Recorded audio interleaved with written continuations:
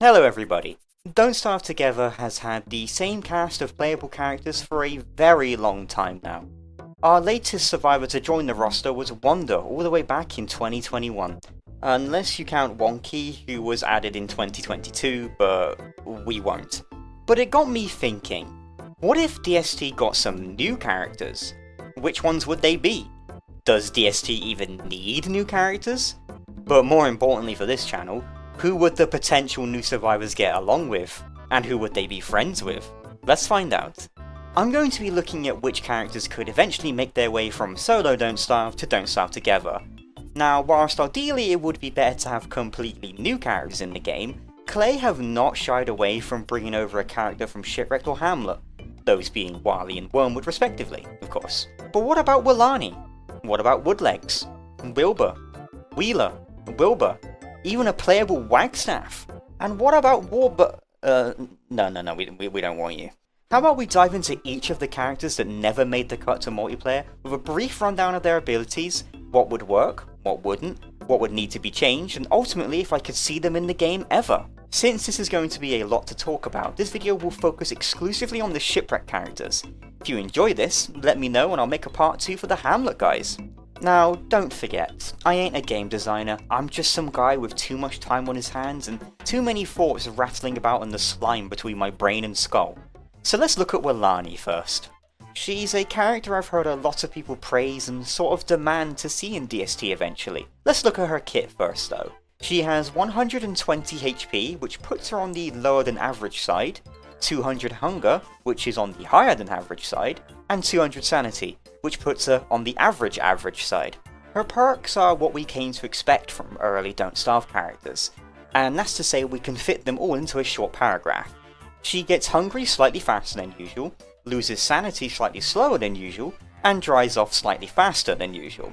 The whole drying off thing is paramount to Shipwrecked, since getting wet in that expansion is something that will happen. Her main gimmick is that she has access to a portable surfboard that allows her to quickly and efficiently sail around the seas of Shipwrecked without needing to ferry a boat around everywhere.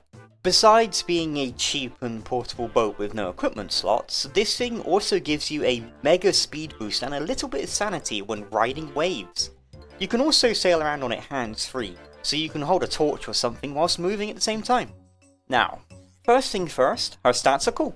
I like characters with a different spread than the usual 150, 150, 200 kind of deal, and whilst I'm personally not a big fan of lower HP characters, they do require the player to be a bit more careful, and with all the new dangers knocking about in DST, that's a given tenfold. However, her changes to hunger loss, sanity gain and wetness, while slightly useful, are way too early Don't Starve for my liking. They feel like gimmicks whipped up in a weekend to try and pad out a character a bit more so they're not just a Wilson with a surfboard. Except maybe the drying off thing. Now that's a nifty benefit, especially in DST, considering how deadly rain can be. Dry off quicker during a heavy rainstorm during spring, even after a quick trip to the caves during winter, and of course, after a rough romp around the sea. Which leads us to our last gimmick, her surfboard. Yes, something like this would be really cool in Don't Starve Together. A portable way to dash out to the sea quickly to gather materials, visit Pearl, stop by the lunar island, or even nick some bananas from the moon key. An incredibly powerful tool. Now, due to how sailing works in DST compared to how it worked in Shipwrecked, where in that game it was just you walking around on the ocean turf but with a boat, the surfboard, or well more accurately how ocean traversal works entirely, might need to be reprogrammed a little bit to allow her locomotion of surfing instead of sailing. On top of that, there is a lot of things that might interact funnily with a surfboard over a boat, like cookie cutters. They would probably either just attack Wani directly and damage her or her surfboard. It would be a bit of a technical nightmare if they don't just turn her surfboard into a boogie board that you have to paddle around on. Also, the whole surfboard passive of riding waves wouldn't work out too well in DST, since waves don't naturally spawn in this game, and they only appear thanks to certain attacks from bosses or explosions. Of course, there's one point I've yet to mention. A big part of traversing the ocean in Don't Starve Together is how cumbersome, costly, and risky it can be. Giving a character a way to circumvent all of that with a starting item would probably err on the side of being a little bit overpowered. Sure, you can technically already day one make a boat and sail to Pearl's place with a regular boat, but being able to do it with zero prep time? And sure, Woody can do the same thing too, but he can't interact with anything out at sea whilst he's a goose, and transforming has a cost and a few caveats. A way I could see it being implemented is by making Wani unable to work whilst on her board, so no mining salt stacks or picking figs. Or wait, maybe something a bit more risky and brutal instead. If Wani is to take any kind of damage while surfing, be it from cookie cutters, spiders, sharks or anything, she'll lose her balance and eventually fall into the water. High risk, high reward style of gameplay. She could probably also lose her balance if she crashed into anything too. If she worked like this though, I would let her have worked passive, where drowning won't let her lose anything or lower her max HP. Just maybe a large sanity hit, massive wetness gain, and you lose your surfboard. Ties in with our whole surfer drying off passive too. So to summarise my thoughts, her stats are okay, maybe make her passives not as boring as numerical multipliers, and rework her surfboard to be more risky to balance out the massive power spike it may give you throughout the game. Could I see Wani being added to DST in the future? Probably not, since Clay have made it clear that they have no plans for any new characters. But if they change their mind and end up adding old survivors? Absolutely. She seems like a suitable fit with the new ocean-based content wave, no pun intended, but with a couple of tweaks here and there she would make an excellent fit. Just don't ask me to do her inside tree. I still gotta do the wildly one. Oh my goodness, I almost forgot to mention her personality. Yeah, she has one of the more interesting character types in the game. She's a chill gal who seems content with a lot of things, and vocal with others. She's one of few characters that actually screams her guts off at a few things, and honestly having a character like her to react to all of the new and daft things we see on a daily basis in DST would make for some excellent interactions. And speaking of interactions, my goodness, imagine the character interactions between her. Who do you think she'd get along with? Who do you think she would hate? I bet she would love Wigfrid's over-the-top vibe, and kick up and relax on a nice sunny day with Wormwood, but also absolutely rip into Maxwell with Willow as they both bounce off each other. Plus, she gives me cool aunt vibes, so the kids would love her and they'd get along super well, I bet. Oh my gosh, I need this more than anything. Out of all of the characters I'd hope to see in DST eventually, I'd say Wani has the biggest potential for Willow tier interactions and friendships with the other scrunkly survivors. Before we move on though, let's talk about what her favourite food would be.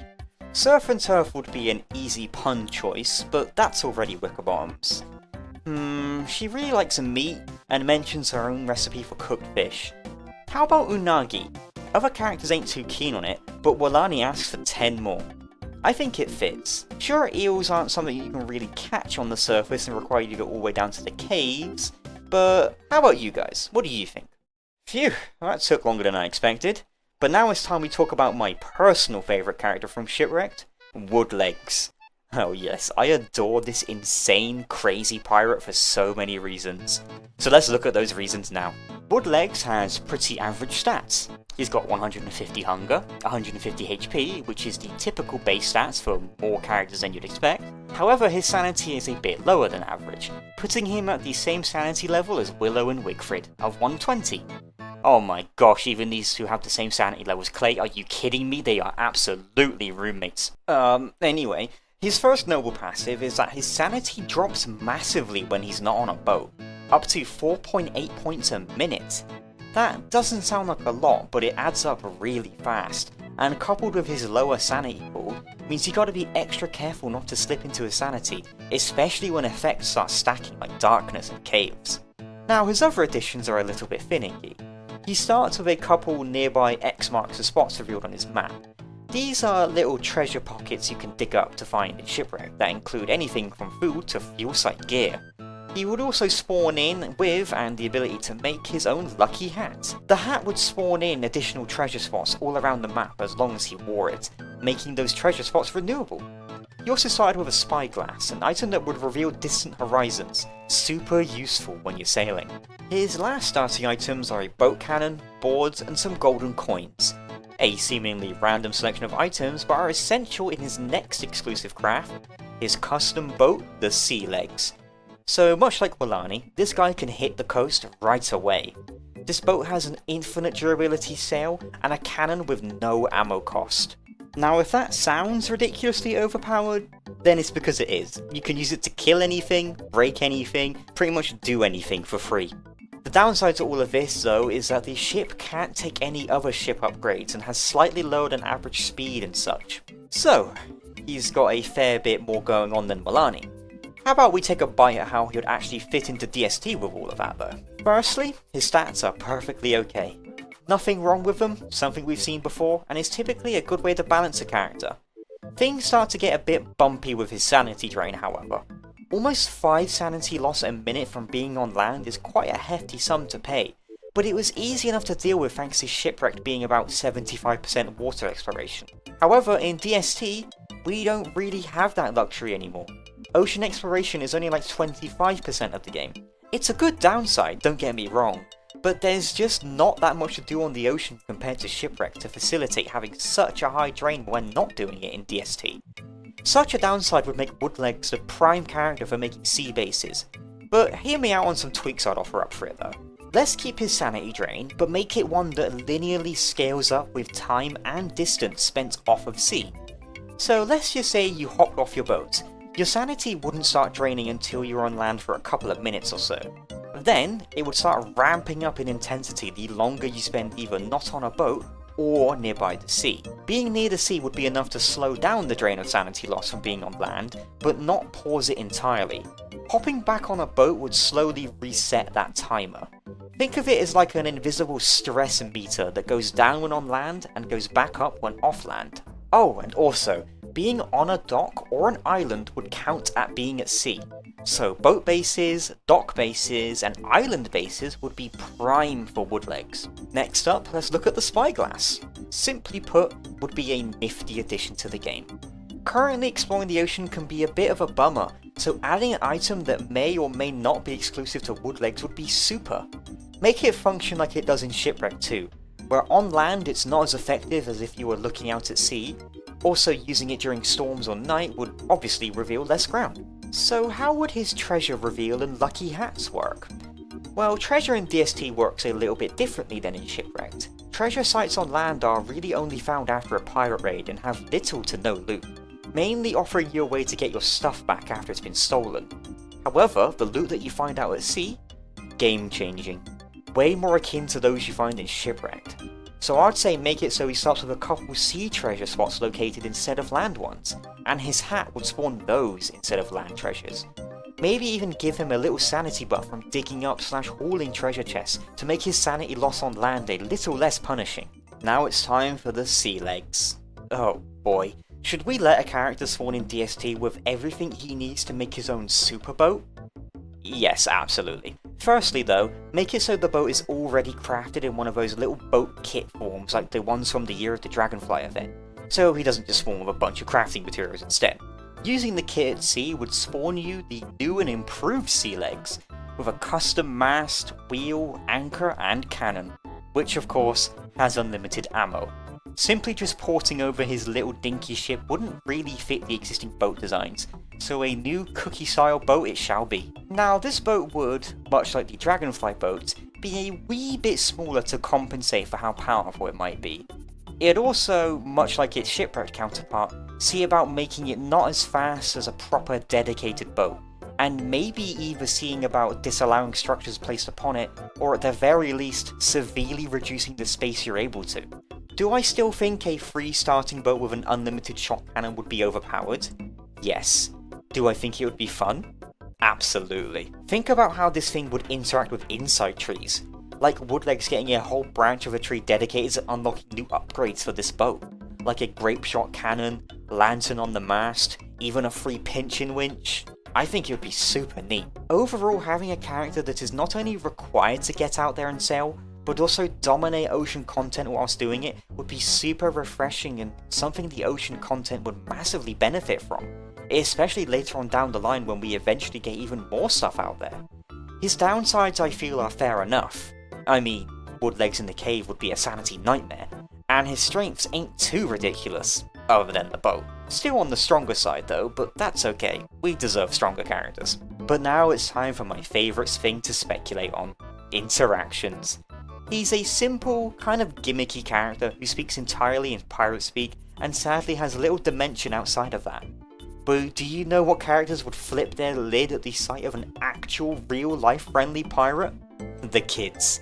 I bet Wilbur, Walter, and even Wirt would love Woodlegs for all the crazy grandpa stories he'd tell all of them. But Woodlegs might accuse Wirt of being a sea monster, but that's okay, since she'll love that and take it as a compliment. But do you know who wouldn't like him so much? Warley. During Warley's time in the Navy, he did have some negative run-in with pirates, so it's best to say he would probably be on his guard around Woodlegs, no matter how jovial he may be. Also, the more distinguished Maxwell might not vibe with him as much, and possibly Winona too, since, well, hard-working woman meeting a freebooting pirate might be a bit of an ideological clash, but I bet they could drink their differences away.